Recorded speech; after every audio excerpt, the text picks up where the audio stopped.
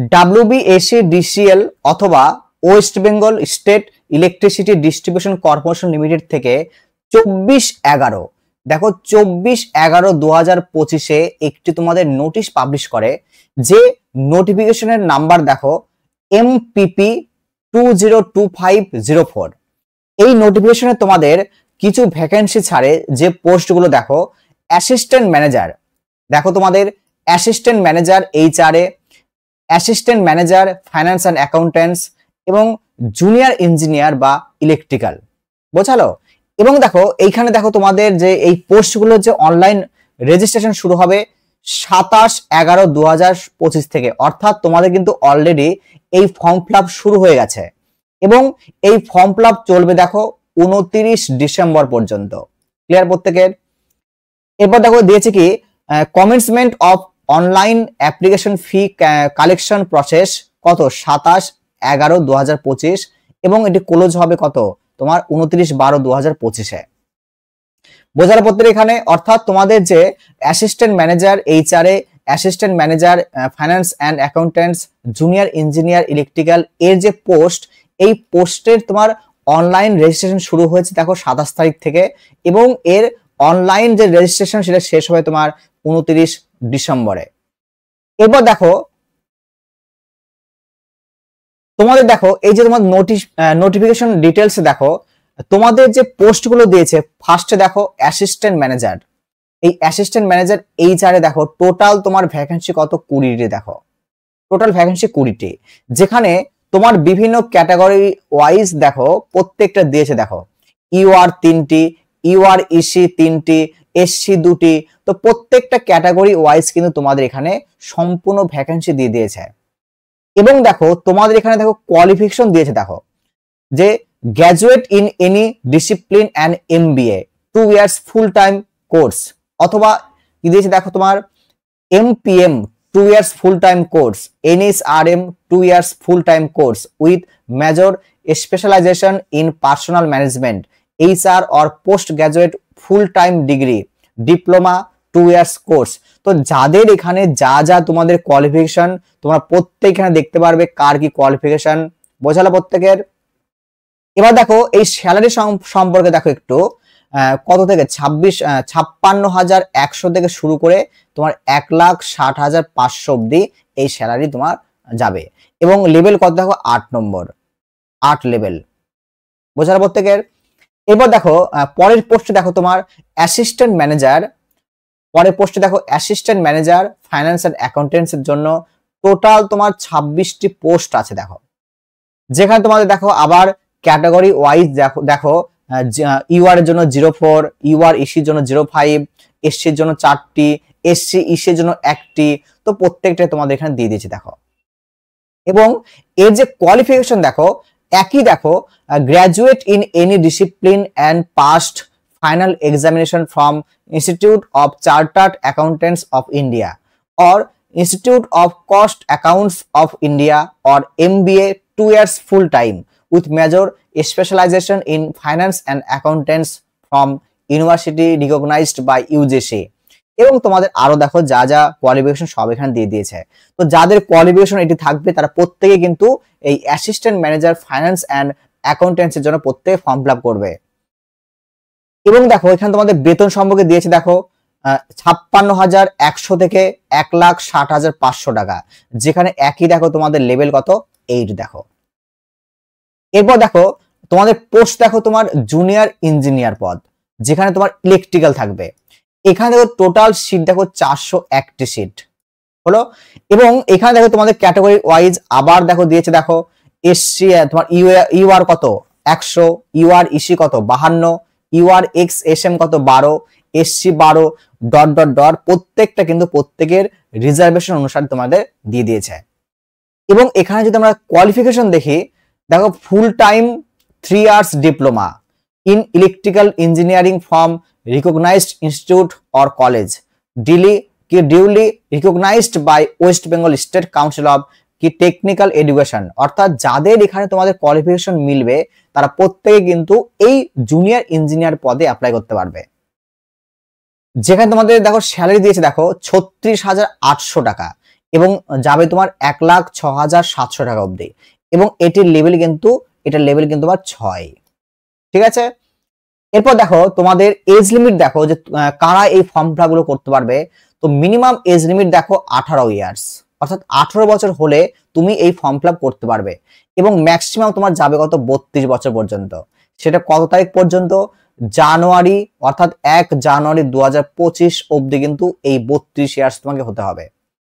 যেখানে তোমাদের দেখো ওবিসি এদের জন্য 3 বছরের ছাড় দেখো, এবং দেখো যারা এসসি এসটি তাদের জন্য এখানে দেখো 5 বছরের ছাড় দেওয়া হয়েছে দেখো, এবং যারা বিকলাঙ্গ তাদের দেখো এখানে 10 বছরের ছাড় দেওয়া হয়েছে এখানে।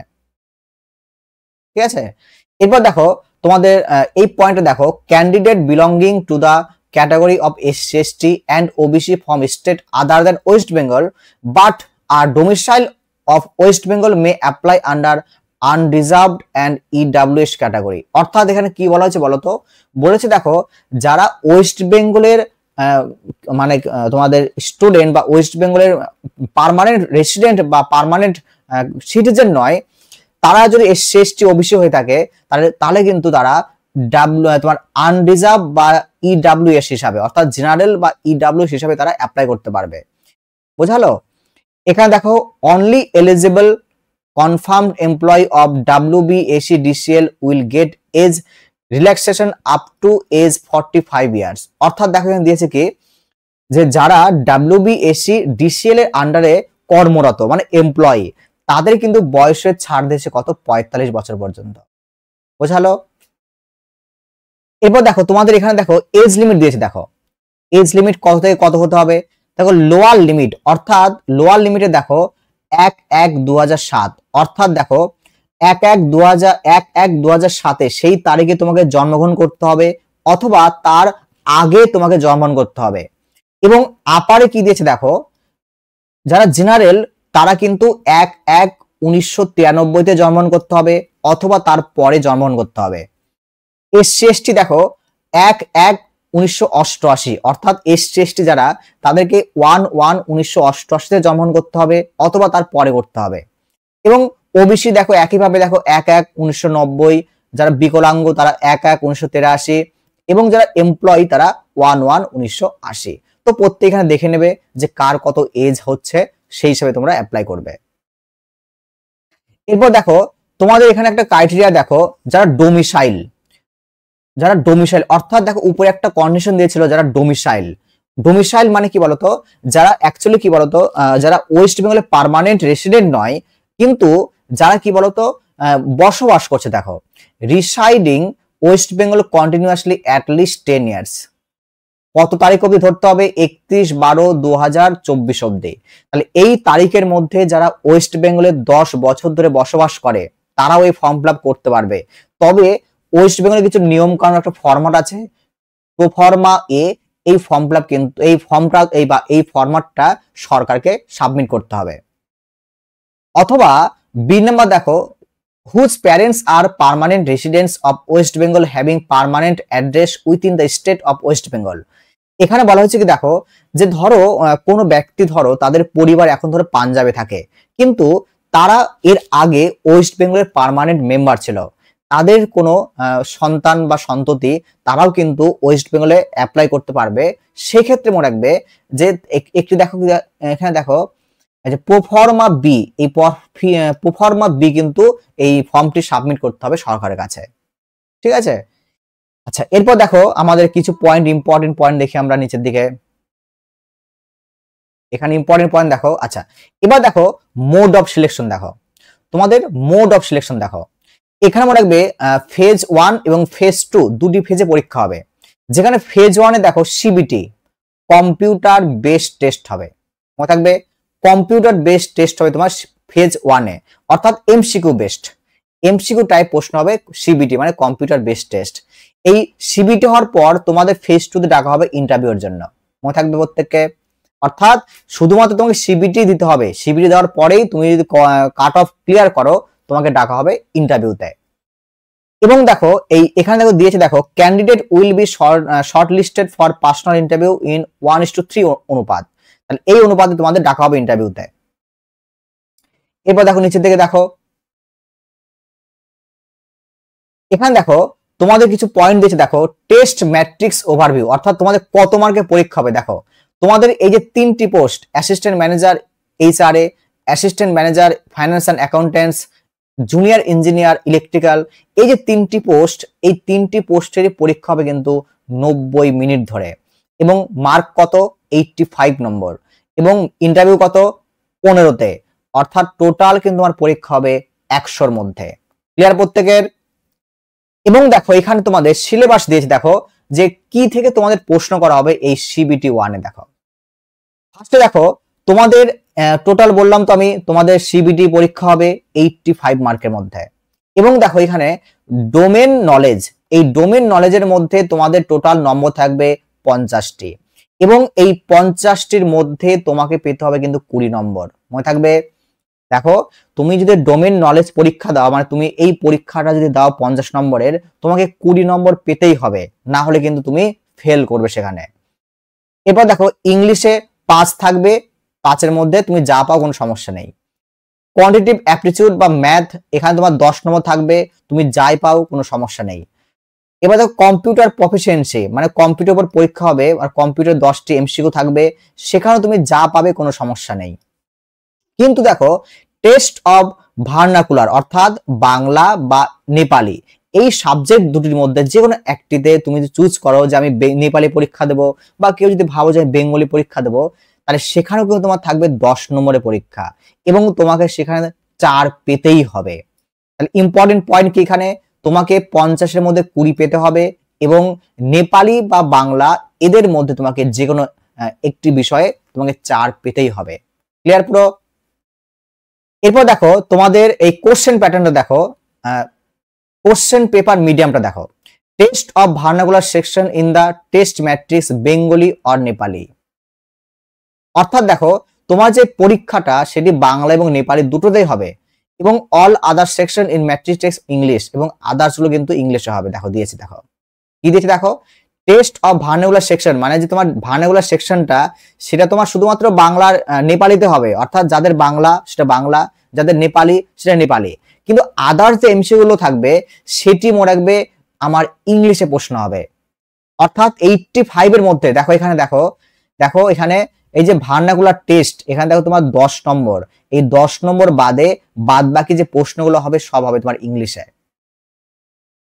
এরপর দেখো category wise minimum qualifying mark, যারা জেনারেল এবং ইডব্লিউএস তাদেরকে কোয়ালিফাই করার জন্য 40% পেতেই হবে, যারা এসসি তাদেরকে 35% পেতেই হবে, যারা এসটি তাদেরকে 30% পেতেই হবে, যারা ওবিসি তাদেরকে 35% পেতে হবে, আর যারা বিকলাঙ্গ তাদেরকে 30% পেতে হবে। তো প্রত্যেকে দেখে রাখবে যে তোমাকে কত করে মিনিমাম পেতে হবে। তোমরা কিভাবে অ্যাপ্লাই করবে দেখে নাও। তোমরা এখানে অ্যাপ্লাই করবে কি করে, দেখো তোমাদের সাইট দেওয়া হয়েছে একটা, দেখো www.wbacdcl.in, এই সাইটে তোমরা এখানে ফর্ম ফিল আপ অনলাইন করতে পারবে। এরপর দেখো মোস্ট ইম্পর্টেন্ট কিছু পয়েন্ট যদি থাকে নিচের দিকে, দেখো এখানে দেখো ফি কত টাকা পেমেন্ট করতে হবে দেখে নাও একটু করে। যারা assistant manager HRA form fill up করবে, যারা জেনারেল, ওবিসি এবং ডিডব্লিউএস তাদেরকে তোমার 400 টাকা পেমেন্ট করতে হবে। যারা এসসি এসটি তোমার তুই বলো বিকলাঙ্গ তাদেরকে মনে রাখবে কোনো পেমেন্ট করতে হবে না।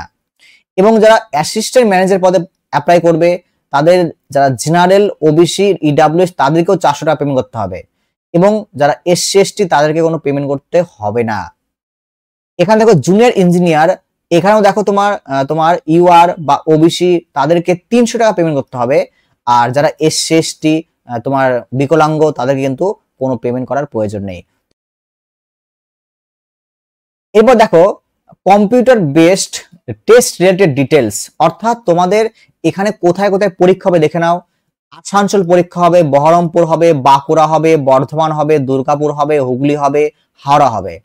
এখানে কল্যাণী হবে, কলকাতা হবে, পশ্চিম মেদিনীপুর, পূর্ব মেদিনীপুর, শিলিগুড়ি এবং সিউড়ি, অর্থাৎ এই 13টি সেন্টারে কিন্তু তোমাদের পরীক্ষাটি হবে।